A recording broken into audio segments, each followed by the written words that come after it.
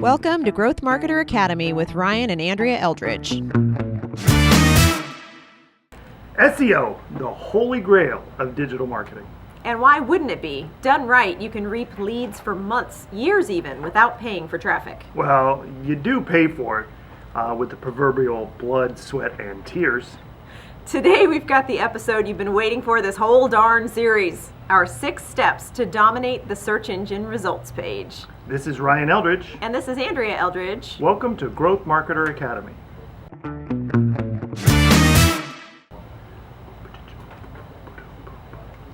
This is episode number 8 of the Growth Marketer podcast. I'm Ryan Eldridge, Chief Strategist of Squirrel Digital Marketing. And this is Andrea Eldridge, Creative Director at Squirrel Digital Marketing. Thanks for joining us as we continue our series on how to gain leads for your business without cold calling or knocking on doors. We have covered a lot of material up to this point, from audience analysis, keyword matrix, effective email marketing, and pay-per-click. And the order does matter, so if you've missed any of those episodes, make sure you go back and catch up before plowing ahead. So without further ado, let's get into SEO. Absolutely. We've got 6 steps to dominate the search engine results page. If you can make it happen, you'll have returns on the investment of your time and energy for months, even years. But first, let's review, because I know a lot of people at this point go, why not start with SEO? Yep. It takes a long time to build. Why shouldn't you get started as soon as you can? Yeah, a lot of people, that's what they do. They build a website and they instantly go, oh, SEO, that's just the natural thing I got to do. And in the old days, like 10 years ago, long ago. SEO was where you would start because it was cheap and easy, and you really wanted to be able to get your website ranked quickly. But now the SEO game is at least 6 months, before you can start ranking for some of your least desirable terms, and up to 2 years if it's a high competitive keyword. Mm-hmm. So it takes a lot of money and time and energy to really build out campaigns, and if you make a wrong turn with SEO these days, it'll cost you months and months of effort and labor. So yeah, if you invest a bunch of time and effort building content around keywords that aren't the right ones, or that you don't end up ever ranking for, and you have to start all over again, that time and energy can never get back. So it's important that you use the data that you collect in the first several steps that we went over before you launch into SEO. So you want to basically take that data you've collected from the pay-per-clicks that you've been running for a while now, those ads. Hopefully you've been running them long enough to generate click-through rates, conversion data for your keywords. And basically, you want to identify at this point those keywords that generate traffic, clicks, and conversions. Yeah, you can get those through your reports in AdWords if that's the platform you're using. We just discovered a new service called Optio.com. It's super cheap, $97 a month, and it makes AdWords so much easier to manage. It's just that if you get your attribution reports from AdWords, you can see where you're getting your clicks, where you're getting your conversions, how much traffic you're getting for those keywords. And conversions are really important, especially if you build out a really great keyword matrix. You can have up to 5 million keywords in AdWords, and culling through that data and trying to figure out which ones are the valuable targets can be really difficult. So using conversion data hooked up through Google Analytics will make that so much easier, because you want the terms that are converting, not the terms that are giving you looky-loos, right? Yeah, so it's not just purely about click-through or traffic. You have to definitely look at conversion and which keywords are those that bring actual customers to you, not just people interested in your ad byline. Yeah, exactly. So how does SEO generate leads? Well, your goal is to take as much real estate from the SERPs, the search engine result page. You want as much real estate as possible on that page. And so there's some major real estate spots. First, the pay-per-click, obviously, that's at the top. And in mobile, it's the most important now, because often that first pay-per-click ad can take up most of the screen on a mobile screen. So pay-per-click is one spot. The local pack, which is if you're a local business, let's say you're a cabinet builder or a plumber or whatever, that local pack where you're only servicing that local community, that's going to be really important. And then the organic results down below that. So that's and if you could take over the key spots, the number one spot in pay-per-click, the number one spot in the local pack, and the number one spot in organic, you're going to get the lion's share of the leads for that keyword. And we're going to show you how to get even more spots on that organic. So you can take up to 25% of the total real estate on any SERP page that you're on, and that means you'll get just a shoot ton of leads. Well, and some interesting statistics. On average, 71.33% of searches result in a page 1 organic click. Page 2 and 3 only get 5.59% of those clicks. So it's a huge drop off. On the first page alone, the first 5 results account for 67.6% of all the clicks. So a huge majority of the clicks that come through from an organic search are going to go to the first 5 results on the first page. Results 6 to 10 only account for like 3.7% of clicks. So if you can dominate the first 3 organic positions in addition to having a spot in the paid search and local, like you said, you've got a huge amount of that page. Yeah. And those stats came from Moz.com. Yes. By the way. And you can go to our show notes and check it out. You can see all those details in case you're driving and you don't have time to write it all down. Just some numbers to kind of give you an overview of why it's important to be on that first page. And why it's so competitive, why it's so hard to rank. I mean, everybody wants it because they think that SEO is free. It isn't, but they think it is, and so they all strive for it desperately. But the nice thing about it is once you build it, if you get a good system going, it'll just keep generating leads over and over passively with very little maintenance. But you just have to get it right the first time. That's why we keep saying, make sure you do your audience analysis, your competitive analysis, your keyword matrix, run some pay-per-click ads first. Do all of those things before you jump into SEO. Even if you're saying, but it's going to take 12 months to rank, I should get started right away. Don't, because that could be wasting all that time. That 2 months that you're just building your SEO campaigns could be completely wrong, and it could send your business off on a 5-year tangent, picking up leads for things you don't need. To tell you a funny story, because I know you love my funny stories. I do. At Nerds on Call, the other company we own that does computer repair maintenance, I got the brilliant idea one day. Let's do phone repair. That sounds like a great business to get into. I did very little research. I jumped in. I made a bunch of pages, SEO pages. I didn't pay for any pay-per-click ads because I was like, I'm an SEO genius. I can do whatever I want, right? Yeah. So I built out a whole back end with a bunch of SEO content, whatever. We started getting calls. No kidding. We probably get a couple hundred calls a day in our call center. And we probably got at least 1 or 2 out of every 5 calls was for smartphones repairs. Yeah. And we were getting it from all over the country, Georgia, Maine, California, everywhere. And these people would call in and say, I want to get my smartphone fixed or whatever. Well, we didn't think about the back end part of how expensive it was going to be to carry every item, inventory on everything. The low margin, and it was a terrible business to try and get into. And we desperately tried to make money on those leads. We tried to sell them to other people. We tried to outsource them to other companies, contractors in other areas, and it was a nightmare. Yeah. And that literally for 2 solid years, we had to deal with that because of my quick decision of, that's a good market, let's get into that. And let's build some SEO. So that is my warning to the rest of the world. Be careful. It's important, I think, to be able to hear from people who have been around for a long time that everybody makes the occasional mistake. And I think what we're trying to impart here is that with SEO, for one thing, those mistakes will hang around for a long time.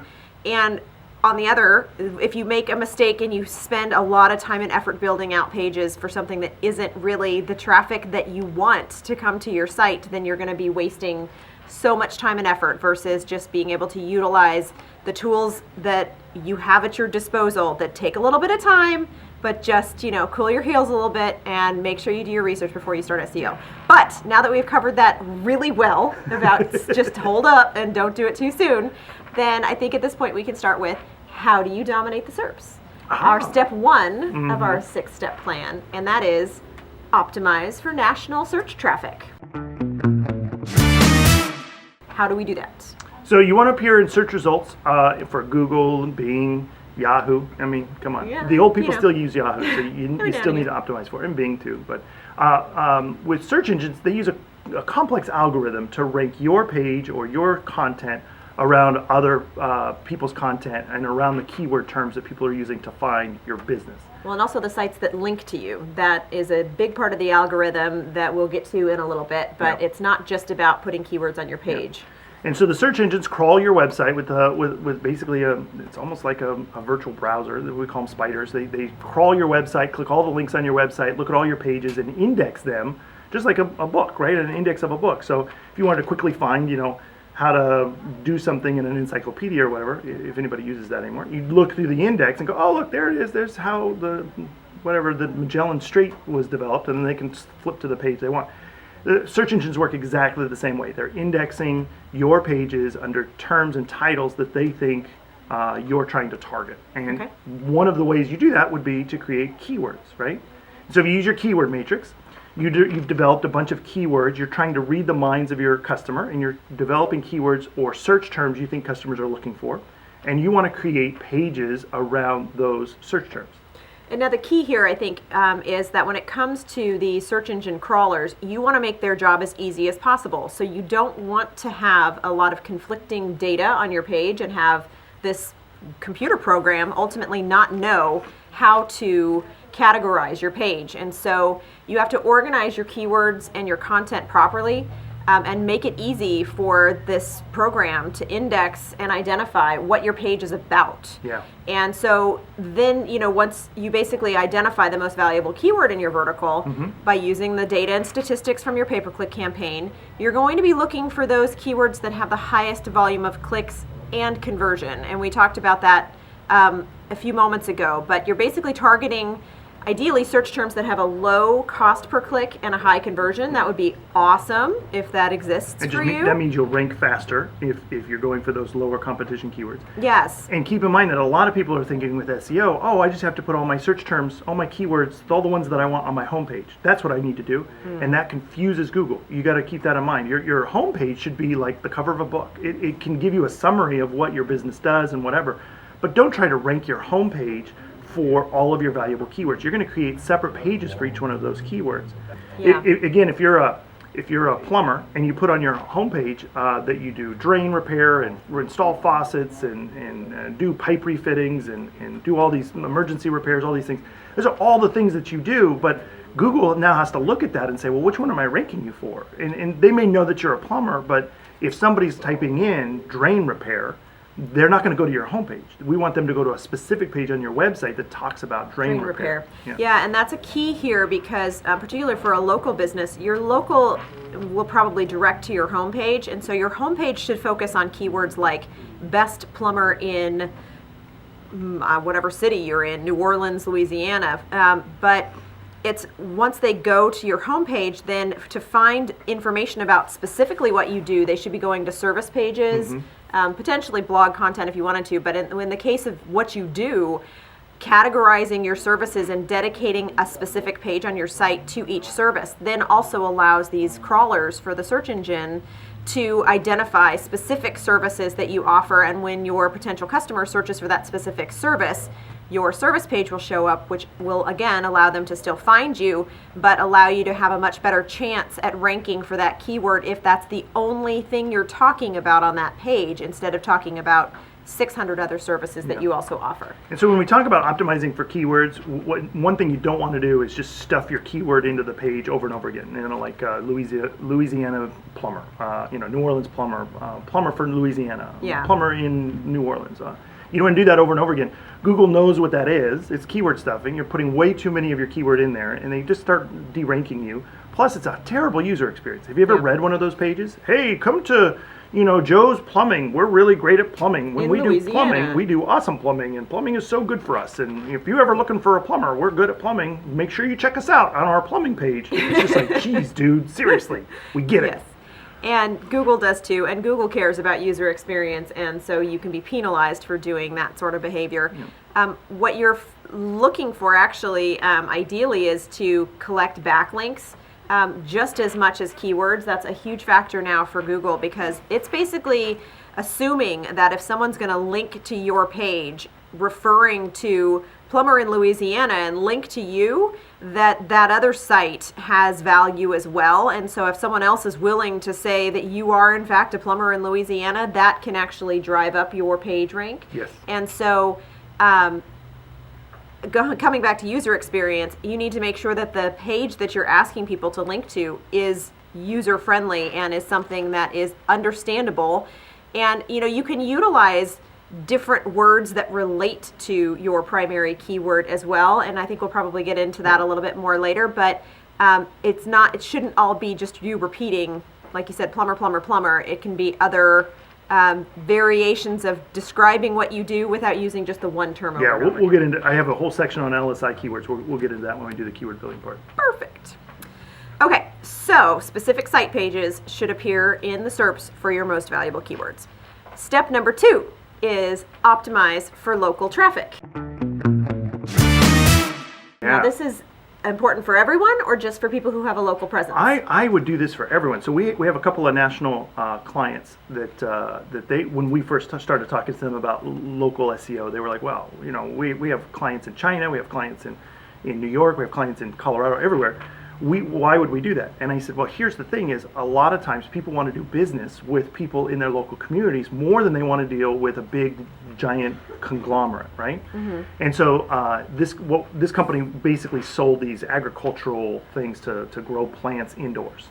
And so we said, well, what we're going to do is we're going to target specific markets in a local sense. So that way we can not only show up in our pay-per-click, but we also want to show up in that 3-pack. Even if you don't have an address there, you can have a service area there. And what we did was we targeted the state, then we target the major cities, and then once we get a taste for how well that volume is doing, then we'll take that city and break it down into their suburbs, because many cities are made up of 5 or 6 other little cities. Mm-hmm. And then when somebody types in I can't think of the term of how do you grow things indoors. Agro farming. Let's just say agro farming. Let's just say, or hydroponics. That's there you go. Hydroponics. So if somebody's looking for a hydroponics retailer, right, or somebody who sells hydroponics, they'll type in like hydroponics Colorado or hydroponics Denver, Colorado, or they may even get a little deeper and say a hydroponics dealer in Evergreen, Colorado, which is a suburb of Denver, right? Mm-hmm. And so you can, if you're a national company, you can keep drilling down until you get to the point where there's a diminishing return, right? You don't want to hit one little zip code that has 3 people in it. That's not going to be worth it. But if you start with the states, then go to the cities, and then go to the suburbs, you can drill down all the way down, and you can dominate that search page. The goal here is on your organics is to show up for 4 or 5 times for that one search term. So again, if your search term is hydroponic dealer or hydroponic retailer, you can do hydroponic retailer Colorado, hydroponic retailer Denver, hydroponic retailer Evergreen. And when Google is looking at that query, they're going to figure out where that person is, figure out that they have local intent. They're going to see your page that has local intent and match you up and rank you higher than even the national people. Does that make sense? So that way you can take over more space on that SERP page and push down those other competitors because you're the local guy. Even if you're not local, even if you're in China, you can show that you're local by doing just that. Even if you don't make it into the 3-pack, you're still going to take over most of that search engine result page. And this is important because of search behavior. Basically, searchers start in a research phase and they usually use broad terms, so they're going to be looking for something like hydroponics dealer, and then when they get this results back with a mess of different places from all over the world, they're going to at that point go, well, wait, that's not quite what I'm looking for, and they're going to start getting more and more specific, looking for someone in their local community. And so you want to make sure that you show up when they get down to that buying point. Yeah. When someone's in a buying phase of their cycle, they're looking for someone close by, someone who can get either out to them quickly if it's an on-site service, or someone who can get that product to them quickly, even if they know they're going to be buying it and having it shipped. If there's something that might involve needing to return it, needing to have a question, about the product after service, all of these things lead to buyers looking for locality when they are in the stage of their cycle where they're up for buying, and that's when you want to really have your pages show. And so you'll have each one of those keywords with the principality or the city or the state attached to it, but then you're also going to create pages, landing pages for all of those too, and they all have to be distinct. They have to be different. If it all says the same words over and over and over again on every single one of your locations pages, Google knows that, and it's just going to say, oh, this is all the same page, and they're only going to rank one of them. So when you create your content for that page, it has to be locally oriented. And the way that we get around that is you got a couple of different ways you can do it. One, obviously put the name of the city or the state or whatever principality you're looking for in the title, in the H1 tags, in the page itself. But you also want to mention things within the content of the page that only locals would really know. You're going to talk about landmarks, history, things like that. And you don't have to write a big 4,000 word thing unless it's a super high-end market like New York City or Los Angeles or San Francisco, where you're going to be competing with a lot of other people. But you just need to pull out specifics about that city that are important to know, that are related to your service, so that way when Google sees it, they go, oh yeah, these guys are totally local. Okay, so step number 3, which we've already hinted at, kind of even started to explain, is what to do if you don't have a local presence in an area you want to target. And so that means your number 3 for dominating the search engine result page is set up microsites for each location or service area. So even if you do have a physical location, you still want to set up a microsite designated to that specific area, whether you have a physical location there or not. If it's an area you service, make sure you have a specific, like, tiny site, microsite, hyper targeted to the area that it serves. What I see a lot of companies do is they'll say, check out our locations or check out our service area, and then there's just one page and it lists like every state in the union plus every city, and it's just this big thing, and they're like, we're killing it on SEO. They're actually destroying their SEO. They're doing a terrible job. Each page needs to be completely concise. Treat Google like it is the stupidest person on the planet. And you have to explain everything to them in very specific details. If you do that, Google will reward you. Because Google wants you to make it very clear what you're doing. They don't want you to be like, we do a little bit of everything. Things in the home, and when you need stuff done, call us, and we can do things for you all over, wherever you are. You know, while we think we're being like, we're just casting a wide net, Google's like, I don't know what the hell you're talking about. Yeah. So basically you want to identify those markets in which you either do a lot of business or feel that you should be doing a lot of business, but maybe aren't fully capitalizing in that market. Gee, where would you get that data? I wonder. Pay-per-click. Yep. Yeah. And so you're going to add pages to your site with targeted URLs. So that would be, for example, yoursite.com/Colorado, since we used Colorado in an earlier example. And so once an area shows improved rankings, then you're going to create even more local pages. And I won't go into a lot of detail here because we already kind of started to talk about this, about referring to local landmarks for better targeting, people of interest, events, annual things. That is all just, again, telling Google, we really are talking about this specific area and this specific location. We aren't just throwing this word onto our site.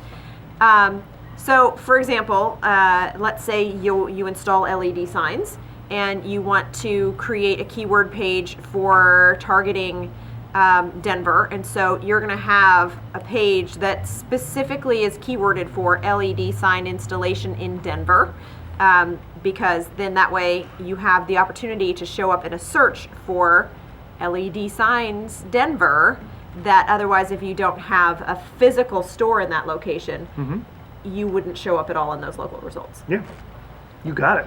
You totally nailed that.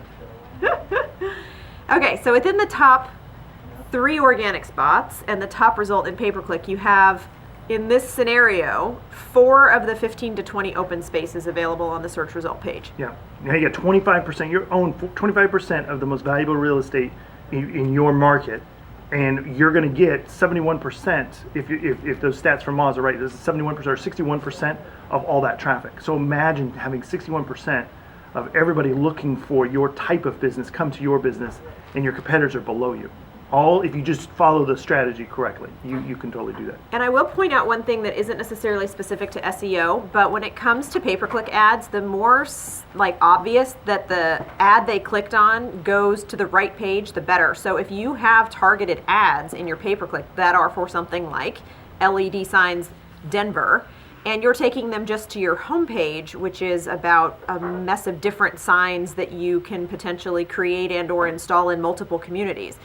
If instead you send that traffic to a page that's specifically for LED signs in Denver, you're going to have a better or lower bounce rate. You're going to have a better conversion rate, because people aren't going to get to the page and go, wait a second, this isn't what I was looking for. They're going to immediately identify that the page that you just went to matches the ad they clicked. And so there's more benefit to doing these types of microsites and dedicated pages to one specific service and service area than just for SEO, but it's kind of a dual benefit. Yeah. So number 4. Step 4. Yes, step 4 is create new content for new keywords. So in most verticals, there's going to be about, let's say, a dozen, maybe two dozen keywords that you're going to target. You're going to have variations of those keywords, but the root keyword isn't going to change very much. And that's where your site will derive most of its traffic from, is those 12 to 24 keywords. So you need to use your pay-per-click data to identify the keywords that drive the most relevant traffic. Again, we're talking about conversions, not just clicks and bounces. Yep. And then you want to identify the long-tail keywords that have lower volume than your main list, but may convert better or have lower competition. Again, the problem with targeting these really competitive keywords for SEO is that you have got a huge hill to climb. Yeah. And so it's better when it comes to developing new content, not to necessarily just try to dive into a pool that already has 3,000 other articles posted searching for or trying to get that keyword, where you have to start from the bottom and like ratchet yourself up. Really what you're looking for is a blue ocean. This is one of my favorite analogies. If you imagine being in a big ocean, right? And the ocean where you're in the middle of is filled with red blood and there's sharks swimming around.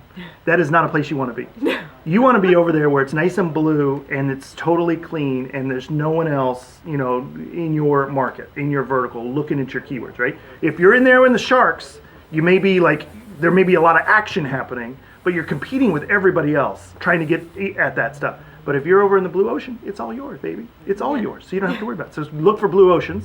That's what you want to do. Okay. And so when we talk about creating content, you're talking about primarily like blog content, like articles related to specific content, Yeah, so so- not service pages. Those were Not necessarily. Now, service pages, you can also turn service pages into like mini blogs on squirreldigitalmarketing.com. If you go to our service pages, you'll see that they're like little miniature blogs about how we do a specific service. And so you can still get a lot of keywords in there and a lot of content, because when somebody comes to that page, they're just not looking for 100 words on how to do plumbing or how to do whatever it is you're selling. What they're looking for is, what is your philosophy? How do you accomplish this? Why are you wanting to do it this way? What makes you different from your competition? All of these things are triggers in their mind they're looking for when they're reading your content. You want to educate the customer before they pick up the phone, because you want to weed out the ones that aren't good for you, and you want to tickle the ones that you do want to come to tickle. I like that. Well, and it's also important to keep in mind that content creation is expensive. From start to finish, it's not just about you hacking out 10 words on your computer. And so if you can have dual benefit from a service page and actually drive traffic to it, or potentially have some SEO benefit from that page, all the better. I mean, why create two pages that ultimately talk about the same thing if you can make your service page be engaging and something that a person isn't going to just click on, go, oh yeah, that's just a list of things they do, and click off of, like actually give them a reason to stay. That's going to be hugely beneficial, more so than starting from scratch and creating something new. And if your site already exists, you can use Search Console, which used to be Google Webmaster Tools. You can go in there and you can see what pages on your site are currently ranking for the keyword terms that you want, and then enhance those pages, make those pages better. And if you have more than one page that is competing for the same term, you can combine those pages into one and make a monster like Voltron page, right? That's just kind of bolting on everything else. Because ultimately, like I said, you want Google to understand this is what this page is about. And if you have 6 pages on your website that all say basically the same thing, Google has to go, well, which one's the most relevant for this particular searcher? And you're just making the job harder. You don't want to do that. You don't want Google to decide where to send your traffic. You want to decide where your traffic's going. And so by controlling the environment a little better, telling them exactly where you want them to go, because there's only one page with that search term on it, you're totally going to rock it. And that's an important point too, because it's always going to be easier for you to take your existing content and make it better than to start from scratch. So if you can optimize an existing page, and it's also beneficial because then you don't lose anything you've already built into that page in terms of traffic and previous clicks and conversions. So you want to use your keyword matrix that you built from episode 3. You want to create a list of your main keywords, your modifiers, all the variants, the synonyms, all for your keyword. And instead of just repeating the keyword over and over and over again in your page. And you have a kind of an interesting example here about VoIP systems. Yeah, so let's say you're selling telephone systems and your main keyword could potentially be VoIP compatible phone system. So any of the existing pages on your site, you want to look to see, are they already strongly highlighting that keyword? And if so, improve that page. Add more of the relating and supporting terms for your keyword. And for lead generation, this page would potentially be pretty information heavy. You want to be able to really tell that new person coming over to your site exactly what you can offer in that market. If you don't have existing pages targeting your keyword, then you are going to be in that position needing to create some content, some original content and some new pages. So some examples in this arena would be the benefits of VoIP over standard server-based phone systems. That would be a potential for a content article where you're giving a lot of information, something that a searcher in the early stages of their research cycle would potentially be looking for is, why would I pick VoIP over a standard phone system? Another potential article would be a cost comparison of VoIP to standard phone systems. A lot of people, when they're in the research phase, are looking for, how much is it going to cost me? What am I going to save over time? Risks and rewards of moving to VoIP, or even an article about the equipment you need when moving to VoIP. And that could include perhaps a specific keyword that you want to target for a product that you sell. That a customer might search for. And using your audience analysis, you already know what your customers are going to be asking about. You already know the questions they're asking your customer service team or your sales team, and so you're just basically building a page, a giant page that answers all of those questions and allowing Google to index that page to answer those questions for the searcher. And it's important to note that Google does favor comparison articles. It likes those pages that highlight more than one solution to a search query. So a comparison piece is a real strong contender if you have to make one from scratch. So you're going to update page copy so that it includes the keyword variants, synonyms, related terms, as often as possible, but while remaining user-friendly, like we've said. And to avoid keyword stuffing, you can use something called LSI keywords, or latent semantic indexing. These are words that people use around the specific keyword term you're looking for. Here's an example. So let's say, for whatever reason, your keyword term is cars. Very broad, by the way. Don't use that as your keyword, but okay. When Google looks at cars, they have to determine, what do you mean by that? Because do you mean the vehicle? Do you mean the movie from Pixar? Do you mean the Canadian Association of Rally Sports? Do you mean the Doubtful, Canadian but okay. aviation regulations? Right. Or do you mean the Cars, the rock band from the 80s? You know, Also Google has to doubtful, but figure okay. out all of that if that's your keyword. And so when they look at your page, they're going to look at all the other words around the page to determine, what is this that they're talking about cars. So if you have, for example, on that page, you talk about, let's say it's vehicles, right? You're going to say other words on that page, like vehicles, new, buy, sell, dealership, you know, used, repair, etc. If it's going to be about the movie, you're going to talk about things like the film or the producer or the directed by or the co-written Or specific motion characters. picture, Walt Disney, or the character names, and so on and so forth. So you can see that just the word cars can have 5 different meanings in Google, and so you've got to be able to, Google has to be able to suss out exactly what you mean by that, and it's going to use LSI, it's going to use the latent semantic linguistics to figure out what else you're talking about. And this is basically to say that when you're creating new content, you want to make sure that it's clear in your wording, so that even though it's not specifically your keyword, you want to use other words that describe that keyword and make it clear what keyword you're trying to target. And if you have a competitor that's totally rocking at the keyword that you're trying to target, and you're like, I don't know what they're doing, they only say the keyword once in the entire page, but yet they're outranking me, you can use a service called Market Muse. It costs a few bucks, but if you go to Market Muse, what they'll do is they'll crawl the other person's site and pull out all of these LSI keywords. And then you can basically create your content around those keywords that you're targeting, plus the LSI keywords, make sure you're including them in there. And then if you've got a better page or more backlinks, you can start to outrank your competitor with using basically their own tactics, which is kind of cool. Okay, so when you're setting up your page, there's a few things you got to keep in mind, because with SEO, on-page SEO is important. If you don't do it right, everything else just kind of falls apart. It's your foundation. So it's not just about writing the content and posting the page to your site and going, work complete. Yeah, if you're using WordPress, this makes it super easy. Get a plugin called Yoast. If you're using Wix or Squarespace, they have tools that'll help you do this. But what you want to do is, when you're creating your content, whatever your keyword is, make sure that your keyword is in the title of the page. That's the first thing Google's going to look at. Just like if you're going to write a report for school about serial killers, you're going to put serial killers in the title, right? If you don't, if you put something else in the title, like, you know, why bunnies are fluffy and white, the teacher's going to go, what the freak is this? Is obviously going to be about bunnies. And then they open it up and they go, holy my goodness, what are you talking about here? This is ridiculous. So you want to give Google a real clear picture. This is what this page is about. So use your keyword in the title.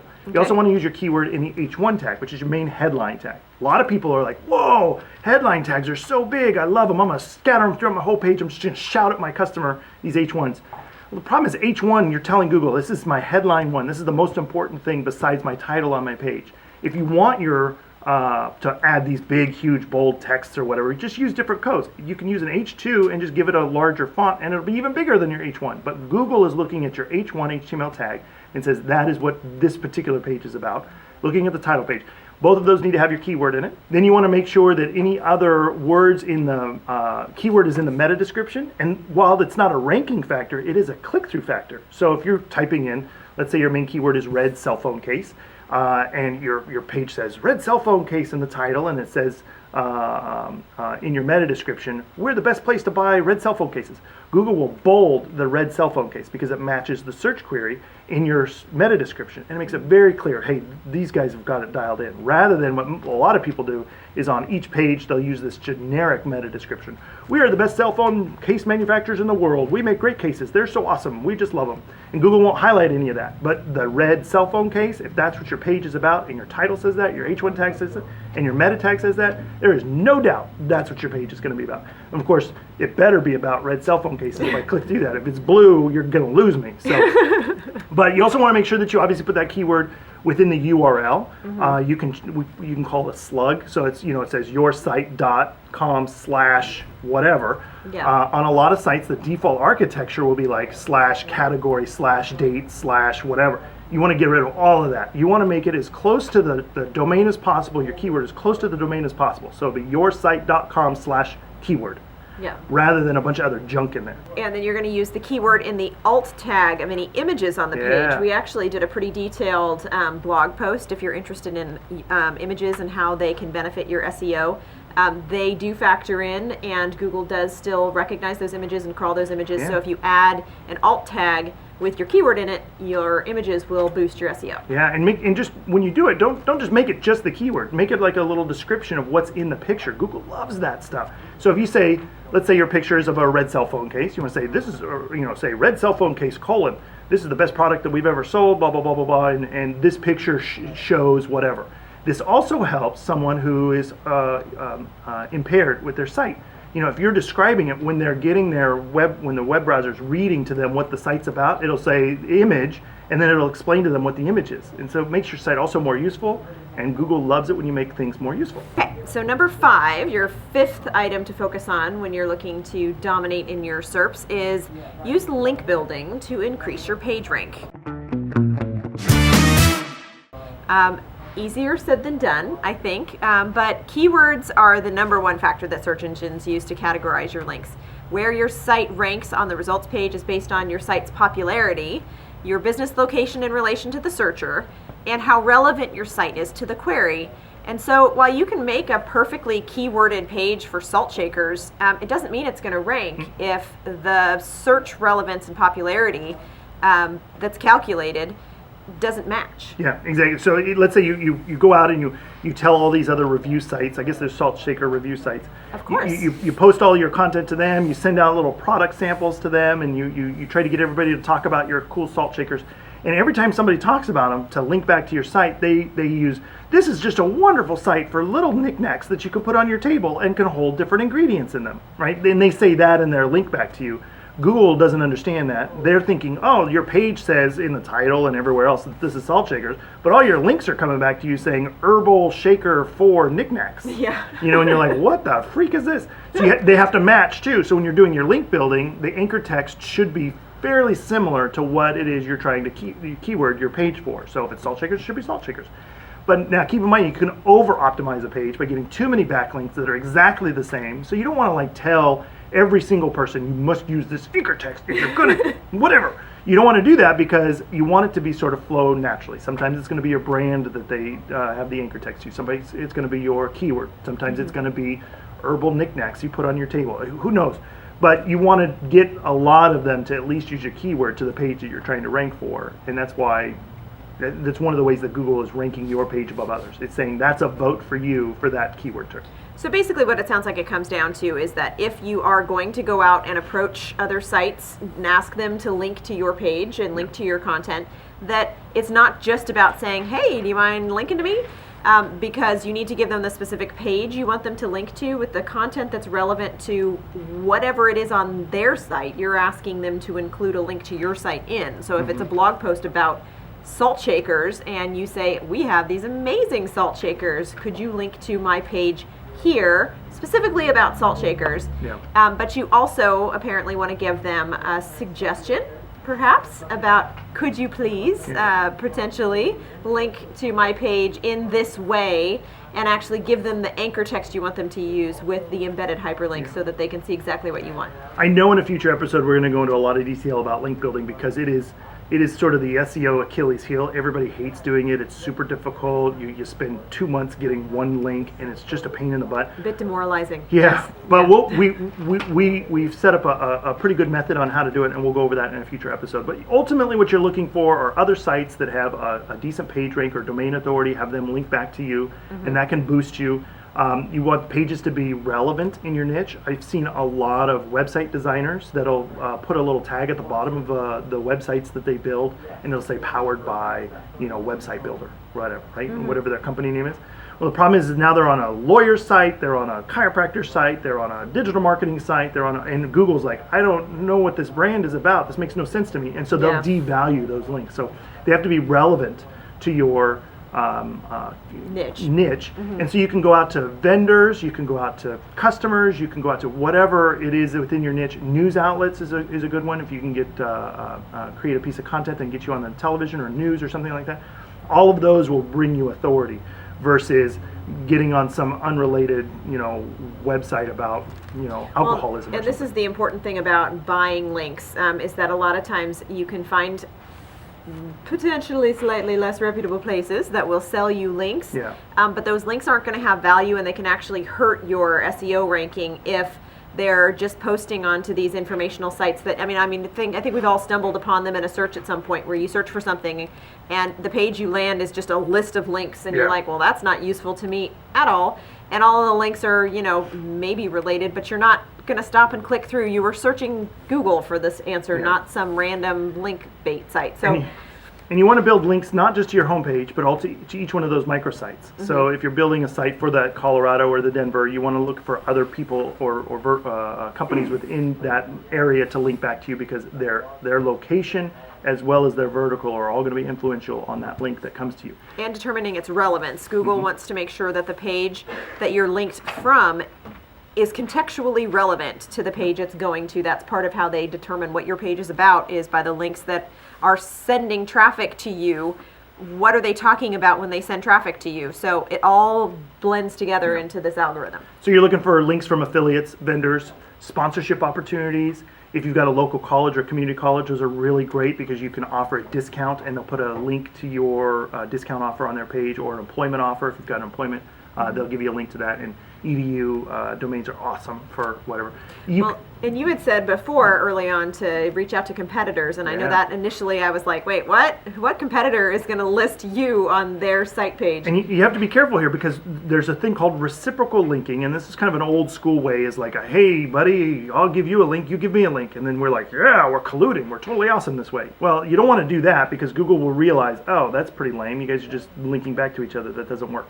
What you have to do is actually give them their own page on your website. And this sounds really scary, but think about people that are looking for your product or service. If you already don't think you measure up against your competition enough, they are already looking at your competition, right? They're already, if you're selling little red balls, and you have a little page where you talk about little red balls, and you're so scared to death that your target might go to your competitor's site and look at their little red ball offerings, they are going to do that. 100% they're going to do that. Why not control it and have them do it on your site, rather than leave your site and go to their website and get buried in whatever it is they're going to do?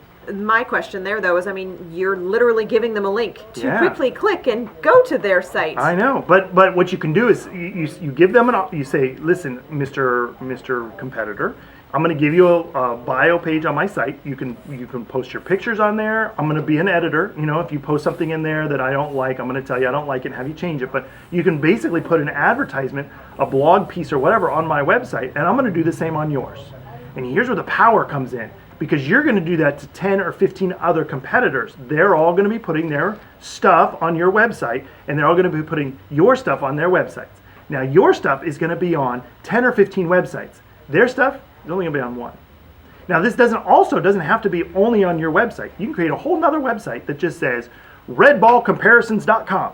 And you put your profile on there, all your competitors put their profiles on there, and then it links back to you and to them and stuff, and you can kind of create this like little network. But because you're on all 15 of their websites, you're the one who's getting the lion's share of the volume. They're only getting one link, you're getting 15. And you see how that kind of works in your favor. Yeah, I think it's important to note that we listed that last amongst the link opportunities. It's kind of like when you feel like you're tapped out on all of your other options. It's a place that you can potentially go, particularly if you have competitors that provide complementary services. I think that makes more sense to me in those scenarios when you've got a competitor that, yes, you might offer the same line of services here, but they offer something you don't. Then in those circumstances, I think that you can go to them and say, hey, we offer X and you offer Y. We both offer Z. So if you would be willing to tell people that I offer this on your site, and I'll tell people you offer that on my site, and then we just don't have to mention that you also offer what I offer too. Yeah, like if you sell doors, and I sell doors, but you happen to offer windows as well, and I happen to offer garage doors, and you don't offer garage doors, but I don't offer windows, and so we put a little tag on each other's site. You doing windows, I'm doing garage doors, and we're we're advertising for each other, but we're kind of not mentioning that we both kind of do doors. Yeah, that makes sense. I think that for me, I can follow that a little more. All right, so our number 6 step to dominating SEO is create local citations. Oh yes. Yes, so local citations, they're all over the internet. This is things like directory services, review sites, mapping programs, conglomerate lists of, like we've talked about, sponsors and things like that. If you have Yelp, a listing Home on Advisor, House, those are all popular directory listings. And then there's a lot that aren't at all popular, and there's millions of them, millions. So directory services really kind of is an encapsulating description of what you're looking for here. Each service has different rules and criteria that you need to follow in order to get listed. It would take someone weeks or longer to correctly list their business across the internet on these various citation locations. And if you have multiple locations, like just multiply it by however many locations you have or service areas you want to get cited, because every location has to have its own local citations. So, and then, goodness gracious, say you change your address or your phone number or your operating hours and the information's out of date and you got to just start all over again. So citations, there's a reason that when we started this category, you were like, oh yes, citations, because it's time consuming and tedious, but better than doing it yourself is to use a service. So one single local location can have over 250 citations. Right, so one of our locations right now has 250 citations, and we're still building. And if you have to make sure that your name, your address, and your phone number is consistent across all citations. Otherwise, Google gets confused about who you are exactly. Like if your name is and it may show 2 separate listings for you in its results because it doesn't realize it's the same place. Yeah, and then you're competing against yourself. Yeah. And so you want to be careful, especially if you've got a brand that is like, let's say it's Martinez Roofing, right? There's probably 1,000 Martinez Roofing companies in the United States right now. And if you're building location or building your citations to Martinez Roofing with a specific name, address, and phone number, and then all of a sudden you hire an intern or something, and they start helping you build citations, and they're calling your company Martinez Roofers, right? Yeah. And then maybe they change, instead of Suite B, you're Suite 100. They just make this little mistake. Now Google has to go, well, this obviously is another company. It's not Martinez Roofing, it's Martinez Roofers. And so all those citations don't count the same as the other ones. So you have to be super careful. So there's a couple of services that you can use to build your citations, and I highly recommend you use a service because it's so much easier and so much cheaper. So Whitespark is sort of like the leader in my opinion. They're awesome.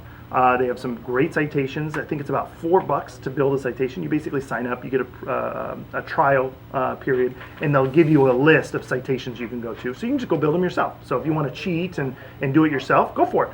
But it'll take you months. Or you can say, okay, Whitespark, I dig it. I'm going to go ahead and let you build citations for me for the first 100 citations, because that'll at least get my ball rolling, and then I'll have Susie, the intern, do the other 50 or 100 or whatever. Yeah. But it can be kind of expensive. $4 a pop at 100 citations, you're going to be spending quite a bit of money, right? So there's another one called Moz Local. Moz Local will kind of manage your citations, your major citations for you, your Bing, your Google, Yelp, things like that. And so you can just submit it once and they'll go across your major ones. It's only $84 per location per year, so it's a little cheaper. But the one that we're using right now that we actually really like is a British company called Bright Local, and Bright Local is $2 to build the citations. You have to pay them in advance. You have to, I think it's you have to buy 500 credits at once, so it costs you $1,000 at first. But then it's only $2 to build each citation. And their citations lists are pretty darn good. They're not as great as Whitesparks. And so what we did is we went in and we grabbed all of Whitesparks recommendations. Then we had Bright Local build all of our citations. And then we went back and said, okay, Brightspark, you didn't build the ones these from Whitesparks. We want you to build those too. And so it was just we were able to get as many citations as humanly possible for one location that way. That makes Gotcha. sense? At a relatively reasonable price in Yes. the world of citation building. All right, so hopefully by this point you've gotten a good idea of the amount of time that you're going to be spending building out an SEO campaign. It's one of the most frequently cited yet most misunderstood facets of digital marketing. A lot of standalone digital marketers will make it sound like they can get your site to rank first or second in the SERPs in a couple of weeks. But unless you have no competitors for your keywords, that's frankly impossible. A well-developed SEO campaign is definitely a goldmine. It's the holy grail of the industry, but it's going to take some time and a lot of dedication. If you're ready to get started, these 6 steps will get you well on your way. Well, looks like that's it for today. For show notes and details of the resources we mentioned today, head on over to squirreldigitalmarketing.com/podcast. And be sure to rate us on whatever platform you're using to listen to us on today or watching us on. And better yet, leave us a review. I'm Ryan Eldridge. And I'm Andrea Eldridge. Thanks for tuning in to Growth Marketer Academy. This has been Growth Marketer Academy with Ryan and Andrea Eldridge.